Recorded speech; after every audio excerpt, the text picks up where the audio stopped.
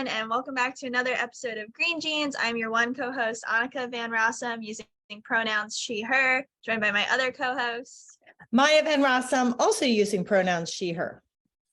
And if you haven't been with us before, we are a mother-daughter duo who talk about important social and environmental justice issues through a generational lens, because many of the issues that my mom's generation was raising alarm bells about decades ago is really on the front news, frontline pages, and my generation is still dealing with it.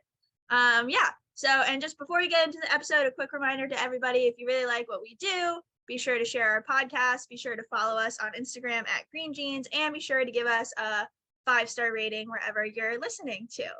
And a little addition to that, if you like the environmental work that we talk about and it resonates with you, it would be really great if you could donate at DelawareRiverKeeper.org to protect the Delaware River, or at forthegenerations.org to protect green amendments for the generations, and it'd help advance that national movement, not protect green amendments for the generations, although I guess it is that, but it is to advance green amendments for the generations in order to give everybody a constitutional right to a clean, safe, and healthy environment, including a stable climate. So again, DelawareRiverKeeper.org or forthegenerations.org. Your financial support is hugely valuable because we do great work at both of these organizations that saves lives, saves the world, helps species, helps ecosystems, and is really important. Yeah, and I think with that, it's also, again, before we get into the topic, a lot of the nonprofits that, and some groups we'll talk about today, do a lot of important on the ground work and spread a lot of important word that is needed, especially and in situations like we're about to talk about, which is tough. I think nonprofits are putting up a big brunt of doing the workhorses pull, if you will, of getting the word out, of providing resources, of things like that, to help people, the environment, animals in need. So just especially in this holiday season, think about giving a little extra back. So we're going to talk about this recent, trying to figure out how to put it in for it. This recent drag show, or not drag show, this Holy Drag Storytime is what it's called. So there was an event happening out in Columbus, Ohio, where there were going to be some drag queens reading story time to some kids. One goes to the library, their local churches. I think this one was at a church. And the kids get to hear stories, and these stories were going to be read by drag queens. Awesome. And it got shut down because a bunch of right-wing protesters, I would like to use another word, but I will use the media terms of right-wing protesters, showed up, several of them armed, with nasty and horrific signs, and actually the event ended up getting shut down because of safety concerns, and obviously because people were afraid to bring their children. The drag queens were feeling unsafe, and as people may be aware, this is all on the heels of just recently the Colorado bar shooting at Club Q, where several drag queens were killed and murdered. So it's very distressing. So do you have any thoughts when I sent you this story, Mom, and said we should talk about it? Well, it really struck me in my heart, right? You have good people out in the world trying to enjoy being part of their community and interact with the kids and have a nice time telling stories, but also at the same time, right, letting people know that drag queens, trans people, LGBTQ members of our community, we're all part of the same community. And it's great to be able to get together in all kinds of ways. And so this story time just seemed like a really great, fun, important, engaging way to bring different elements, different aspects of our community together to learn and have a nice time. And to see it vilified was just really, again, it really struck at my heart. And it was really sad and upsetting to know that this event got taken away from the kids and families because some right-wing freaks decided that they had the right to scare people into silence, which is essentially what happened. Yeah, so just for people, I'm just going to read from NBC News, a quick summary of the scheduled holiday-themed Holy Drag story time at the First Unitarian Church of Columbus, which runs the K-5 institution behind the event, Red Oak Community School, was canceled at the last minute Saturday morning following internal discussions, organizers said. Members of the Ohio's Proud Boys organization and other right-wing groups made good on promises to make waves outside the venue Saturday, and more than 50 demonstrators, including members of the Proud Boys, gathered near the church Saturday morning and shouted, chanted, and held up signs. Some were armed with long guns. And when I was reading this article, I actually found it really disturbing. And I think, it touches on something that we've all become aware of even more so, like it's always been happening. But this was a group of, the police were alerted and were told about this. And my understanding, even though it's being said that the Columbus police are denying that they didn't do anything, but at least the organizers and the people who were at the event did not feel like there was really the police presence that they were promised or that they were hoping for. I mean, and if it's at the point where people are not showing up at the event or feeling like somebody's going to hurt me and I might die, I don't think the police can really get away with saying that they weren't like doing their job at the event. And of course, we're all aware of how many innocent people of color are minding their own business and are shot for no reason. But here were people grouped, shouting disparities, holding up signs, and like the photos of these people that I have seen at this event, like they look like military. They are covered in camo. They have what appear to be bulletproof vests. They have all those little pockets with God knows what. And I mean, I'm not a gun person, but these look like automatic assault weapons. And you're going to tell me that that's okay to just have 50 people like that? Well, and one of the things that I think is striking and really makes me laugh in some way at these people, and to be clear, I don't even want to say that they're the protesters, right? The militant activists coming together to scare people into silence. How's that? I even hate to use the word activist though, because to me it's such like a wonderful term. That is, you are right. You are. We have to keep working on this throughout the show. But the militants, but how many of them had their faces covered? Right? They were truly, which shows to me that they were ashamed at some basic level, right? Some basic understanding somewhere within their bodies. They understood that this behavior was shameful.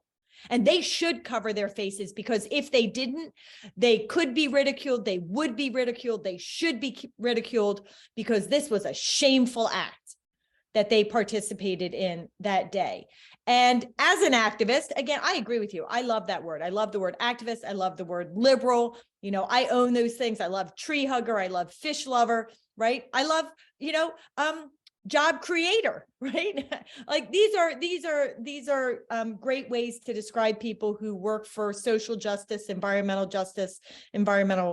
protection. But as I was reading the article and watching the news stories, my reaction, my initial inclination was, how come we didn't have protectors showing up to stand around the event, right? To stand against these shameful militants. How about that? The shameful militants, right? And stand and defend the LGBTQ community, defend the drag queens, defend the children, defend the event that was really, I view as a powerful, important, engaging way to bring people together in the community, right? I just think it's so fun. So that was my reaction. But then I part of me sort of initially didn't understand, like, well, why did they, I guess they canceled the event. They didn't even postpone it, right? Or at least at this point, like it was shut down that day. So why was that decision made? And then as you read on and you listen to the woman who very emotionally read the decision to shut down the event that day, and you read more and you put it in the context of the Club Q shooting that had just happened, and then you realize, they really did the right thing, that they wanted to hold their event, they wanted to stand strong, but they knew that it was very dangerous and that it was more important to protect people from the potential of being shot and or killed than it was to, in this moment, stand their ground and hold the event, right? The time to stand their ground, in the face of these shameful militants can, should, will, build over time. But in that moment, this was a very dangerous situation. And so after hearing the announcement and really thinking about and pondering it,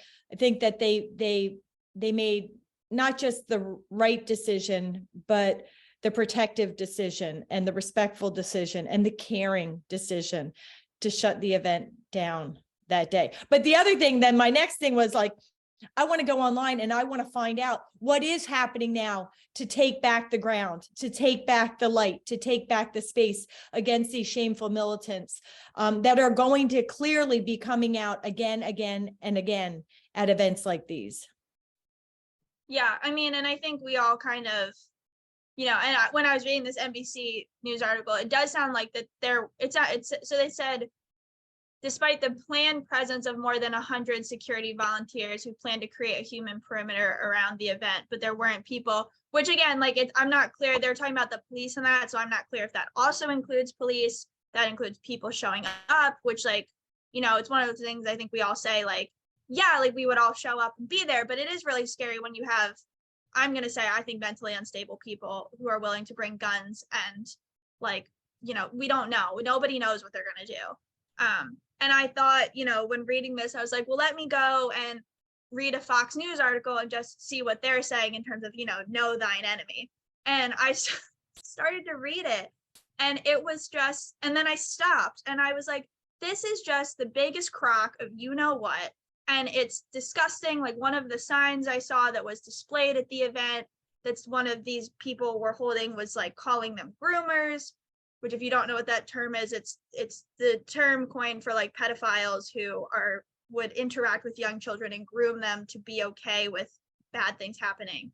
And just so disgusting to see this rhetoric and to see that this is what these people are believed. And it's not just that they're hearing it from their random uncle, they're getting it in a newsletter from somebody, they're getting it in books that are recommended to them, they're getting it on the TV from several right-wing activists on Fox News, or right-wing people on Fox News. It started to play and I heard Tucker Carlson's voice and I had to shut it off because I was just I can't, he's just so ridiculous and dumb and hateful. And, I think realizing when I started to read this Fox News article, I was like, this is how these things start. And this is how it really, it brings me back to that quote I think we've all heard. It's by Martin Niemöller, and the original quote is, first they came for the socialists and I did not speak out because I was not a socialist. Then they came for the trade unionists and I did not speak out because I was not a trade unionist. Then they came for the Jews and I did not speak out because I was not a Jew. Then they came for me and there was no one left to speak for me. And it just brings me back to how the Nazis started this, it's one thing and you don't think it's that big of a deal. It starts with, well, the Jews you just can't shop at these stores. Okay. Well, now you can't go to these schools. Okay. Well, now you have to wear these stars. Okay. And it's you start to feel it's all these little things that eventually turn into this big, awful event, and nobody realizes it until it's too late, or you don't see the little indoctrination happening. Or I think now, nowadays, we do, having many people learned about the Holocaust, are well, it couldn't happen again. But this is very similar. These are, and I think you said that one woman from GLAAD, she was when we all, which is an organization, when we looked at it, these are all connected events. They're not one-offs that are happening to this community. Yeah. I've been reading lately, Anneke, the book Last Train to London, which, as you know, is written by our great aunt, one extra great for you than for me. About our great aunt, not by our great aunt. Oh my gosh, yes. What is it with me and words today? Yes, it was written about our great aunt. And I guess you're a great great aunt, my Tante Truus. And Tante Truus is responsible for saving the lives of over 10,000 Jews. She was a Dutch woman. And she, with the support of her husband, which was our uncle, great uncle,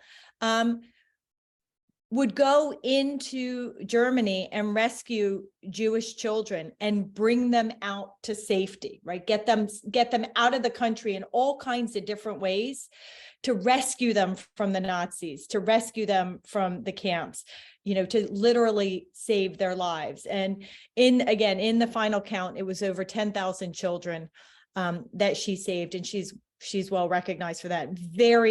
And when you read the book, one, you read about the heroism of this wonderful woman, just a person like you and I, anybody listening, who knew that something fundamentally wrong was happening, and was building up to things that, as you said, were worse and worse and worse in the ways that Jewish people were being treated and the kinds of abuses they were being subjected to, and ultimately, of course, to the Holocaust and just the mass murder of Jewish people. But through the buildup and throughout this time of history, Tante Truus would go in and rescue these children. And it was just, she was just very heroic, right? She was a true heroine. But also the other thing that you read about in the book is not just her heroism, which, I'm so honored that we share her lineage. But you do, just like you said, you read in this way, it's a historical fiction, right? So some of the characters, Tante Truus is obviously real, but some of the other characters, right? The story itself is a fictional story, but it's based on fact. And you read the story of this young boy who over time gets increasingly ostracized by and abused by his friends, right? Like in the beginning of the story, they're all friends. And then as Nazism, goes on the rise, you see how his friends turn against him. And one of the scenes that I just read is how one of, the kids from his most immediate circle of friends, so I don't know that you call it his best friend, but was a childhood friend. There's a scene where this one young Jewish boy, just because he's Jewish, is being beat up, and his former classmates because he can't go to school anymore. That's why I say former. His former classmates are joining in beating him up, and another one initially just looks on and then ends up participating. And you can just so vividly imagine, as you read this story, how horrifying it would be for this young boy to not only feel the physical pain of being beaten up just for being who he is, but then also realizing that his friends, those in his circle of life, and I guess they weren't his friends, right? Because they wouldn't have done that. But those who he believed were his friends, just looking on, participating, turning their backs on him, and the incredible emotional betrayal and abuse that one must feel in this moment. And so when I think about these drag queens, when I think about the children in the LGBTQ community that are going to school and just trying to be themselves and are experiencing the name calling and the abuses that are coming forth in the school community because of adults, right? Just like in Nazi, because of adults, children that are just trying to be who they are increasingly suffering abuses and betrayal by their classmates. And okay, maybe it's not this, they're not being thrown on the ground and kicked and beaten, although I'm sure that does happen too. But, just they can't go to the bathroom comfortably, right? Because all they want is a gender neutral bathroom, but that's somehow not okay. So I think that your comparison of how Nazism started and what it led to, and where we are in this moment when we think about LGBTQ members of our community and the path that we're on. I do think that there's a comparison. I think it's very, very scary. And I think people need to stand up and speak out and get active if we're going to stop it. So Anneke, as you can see, I have changed my location, and that's because we are living in this high-tech world and my internet was cutting out. So not so high-tech. But so where was it? Where did I get cut off due to technology? You're saying that maybe kids aren't being beat up by their friends in school, but there's still, with all these different messaging and these right-wing people giving these messages to their kids. Remember, we're calling them shameful militants. Okay, but it's, you know what, but it's not just shameful militants, and that's part of the problem, right? Like what we are experiencing, it's okay, it was the shameful militants, and I don't even want to name those organizations because I don't want them to get members. I don't want them to get any airplay on our, you know, in our brains, in our space, right? I don't want to lift up their organizational names at all. So yes, it was a bunch of shameful militants that you know, covering their faces with their guns, with their abusive rhetoric and signs and language at the event, the drag queen book reading event that got shut down. But what is happening in so many communities where LGBTQ kids are being targeted and are being themselves the subject of abusive behavior and ridicule, and not even being given the opportunity to go to the bathroom in a gender neutral bathroom because somehow that's a problem and that's bad, which it's not. But according to these people, in so many circles of our life, it is parents, it's adults, it's everyday people who are bringing forth the message that it is okay and it is appropriate to target other members of our community because they think that they're different, right?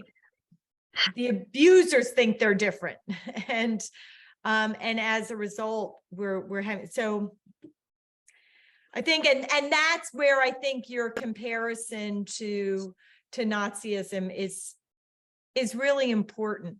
Yes, you do have the extremist leaders in the movement, but the Holocaust wouldn't have happened. What is going on today with the targeting of LGBTQ communities, of the Black Lives Matters movement, right? That is being allowed to happen because everyday people are buying in and participating. And that's why we need everyday people to stand up strong in defense against those abuses and those abusers. Yeah, I mean, and I think it's one of those, like, I will say, I think particularly, as this is not related to I say particularly as a woman, and I think growing up, I've had a lot of people, you know, tell me, like, when certain people say things or men make jokes or whatever, you're supposed to just kind of like laugh it off or kind of do this whole, I think I've been told many times in my life, well, don't make it like, you know, some off-brand comment, or like, don't make it a bigger deal than it is. Or of course, like, being, you know, more liberally minded, it will turn into this like, well, you don't have to take everything so seriously. It's just a joke. And I think my reaction nowadays is that most things actually are not just a joke. And there are a lot of things that people say that maybe is an off comment or a weird anecdote or whatever that I like, you know, and someone says, they're just kidding. Well, I would never imagine just kiddingly throwing around the slur for LGBTQ people. I would never just kiddingly throw around a racist comment or, you know, an anti-gay comment, or like that never pops into my brain. So something that I would like say to people too is that, you know, it is really scary to show up at an event where people have guns. And that's not to say that you're a bad person for not showing. No, like, that's scary. I don't even know if I would do it. So like, we're not saying that that's something that everybody has to feel this overwhelming pressure to do. But it is when you're in your local supermarket, if you hear somebody throw around that word, you go up to them and you say, hey, don't say that. you hear somebody make, one of those like off-brand, jokes about gay men being effeminate. You go, well, that's not actually okay for you to say. I really would appreciate it if you didn't say it. You tell your kids, hey, if you hear, a friend, like I had somebody who I went to law school with who made a comment that, well, when he was a kid in his sports locker room, they just threw around, that slur but you didn't mean it to hate gay people. It's just the words you threw around.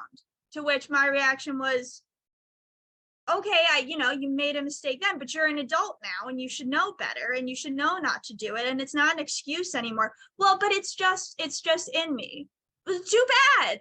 Get over it. Like, no, and that was like, and I could see a lot of people in the room were kind of like, Anneke, just let it go. Just let it go. Like, that's who you just got to let it go. No, because those are the things when you let it go, that it perpetuates. And that's something that, maybe his children will learn from him and so I think, again, I think we talk about a lot on this show is that, and I think, I think it makes us very proud to be related to Tons of Truths, is that there's so many ways to be an activist, and we're related to this person who did this really big thing and saved tens of thousands of lives,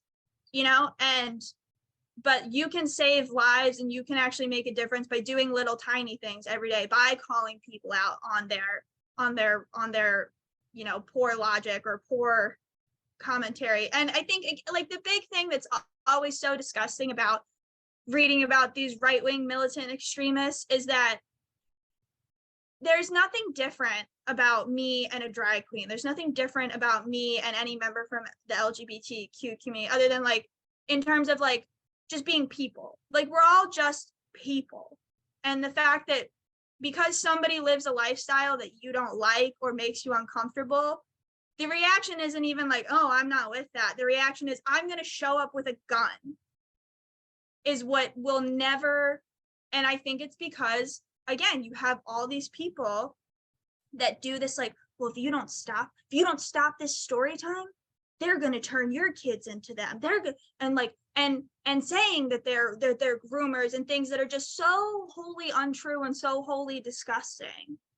And it's just up to everybody, like you said, like, the Nazis took over Germany, yes, because they were military and it was scary and they forced a lot of people into it, but a lot of people had to buy into the like that rhetoric, and and there were board games. Go along with it, didn't even buy into it, and the other thing, and that's part of our family history, and I actually include Tons of Truths and my Opa, Aaron Spacemuller, in the Green Amendment book, because I think that activists and movement building and behaviors are related across issues, and so it was, I wanted to bring that family heritage into my environmental activism stories. But the thing is with my Opa was you're right, there were people who were being forced into service for the Nazis.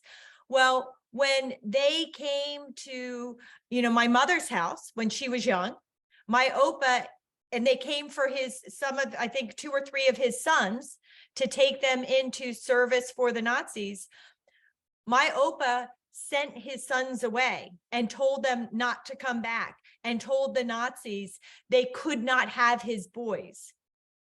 And they told Opa, we're coming back to, I think it was like tomorrow and your boys better be here. And and Opa said to his son, don't come back. Don't come home, stay away. And they did. And the Nazis came back. And my uncles were not there to go into service. And yes, Opa did get hauled off. And eventually Opa got released. But it was all a very scary time. But my uncles were not forced into service because our family, even in the face of all that scariness, said no. And And I'm really proud of that. And I know that no is scary, especially when you're standing alone, right? Saying no to something bad or standing in defense of something good in the face of something bad. But when we can come together by the dozens, by the hundreds, by the thousands, by the tens of thousands, that is how we can achieve victory, remove some of the scariness, because now we are the ones with the numbers. So even though they have the guns, we're the scary ones, because we are thousands and tens of thousands standing together in the, in defense of the good against the evil. And the evil is much smaller numbers, and they're going to be much smaller numbers, because on the whole, while there are it seems like there are a lot of bad things happening right now, and more people going to the dark side on so many issues, most people are good. And we just need to come together. The other thing I wanted to mention, Anneke, was you were talking about the term groomers and how that's being used by the right wing to mischaracterize people in the LGBTQ community, right? Mischaracterize. I mean, it's just a lie. It's like the two are wholly unrelated. I was listening to the Daily podcast, right? It's the New York Times Daily podcast. And they had a story this week about book banning in a community in New Jersey. And how, we've talked about book banning before, right? And that there's this list online, and that you have parents in communities grabbing this online list and going to school board meetings and quoting sexually explicit language from books, and then demanding that those books be banned. But all the books that they are demanding be banned because of explicit language are about the LGBTQ community in one form or another. The books with sexually explicit language that are about heterosexuals and heterosexual sex, they don't care about those. And yet, those very same people demanding the book banning are offended that they're being called anti-gay or anti-LGBTQ, right? It's like, well, but your behavior shows that that's exactly what you are. But one of the talking points there too is that these books are part of the grooming of the young kids in the school to become victims to pedophiles, and that the authors and the school board members and the librarians and the teachers that have brought these books into the school system and support them remaining there are now themselves groomers, trying to make children become prey to pedophiles. So it's this same theme of talking points in the book banning movement around LGBTQ books, and then what we're seeing here, as you said, in the children's reading program. It's quite striking. Yeah, and I also want to take a point too on just what I was saying, like, we're not all so different at the end. We're all people, and we are all people, and we are all, to the core made up of same skeleton, same body parts, same heart, same soul, all that. But like, I really wish people would stop being afraid of the different, in terms of, just all these beautiful expressions of how people paint their nails and color their hair and put on their makeup and the clothes they wear and the genders or non-genders or whatever that they identify with. It's like, the world would be a really boring place if we all were cookie cutter the same. And I just am tired of different being characterized as, like trying to turn somebody who is very different and saying that they're a pedophile, or like, it's just disgusting and it's wrong. And so I do like this at the end of, there's the Daily Record, and they talk about the Last Train to London book. And at the end of it goes, in other words, let's emulate time to truce and let's choose love. And so I think that is what we should all do. I think that's beautiful. And you did remind me, Anneke, while that would be a very fitting ending to the show, you did remind me of a moment when I was talking with a childhood friend. We had gotten together.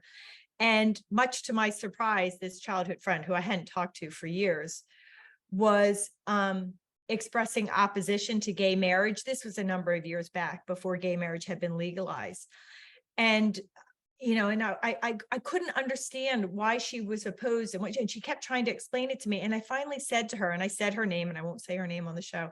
I said, but X, how does somebody way on the other side of the state getting married to and or loving and or kissing and or having sex with somebody else that happens to be of their same gender, how does that impact you and your marriage and your family and your relationships way over here on the other side of the state? Like, how are the two, how are you at all in? Because she had been suggesting that she was somehow being impacted. And this was my question and my thought experiment with her. And we talked about that for a little bit. And I could see actually that there was a changed recognition in her brain. And she, at the end of about 5 minutes of sort of having that discussion, said, you're right. So I thought that was a really meaningful moment. Somebody else loving who they love in a loving, beautiful way. And however it is they're expressing that love, as long as it is loving and caring and healing and supportive and not abusive, that doesn't impact me. It certainly doesn't impact me negatively. I think it does impact me positively, because when, as you said, when we bring love and positive energy into our world and into our community, we all benefit. I agree. And I think that's a perfect note to end it on. So just a reminder to everybody, again, it's what we preach on this show, is that everybody can do a little something each day. And so just go with that forward.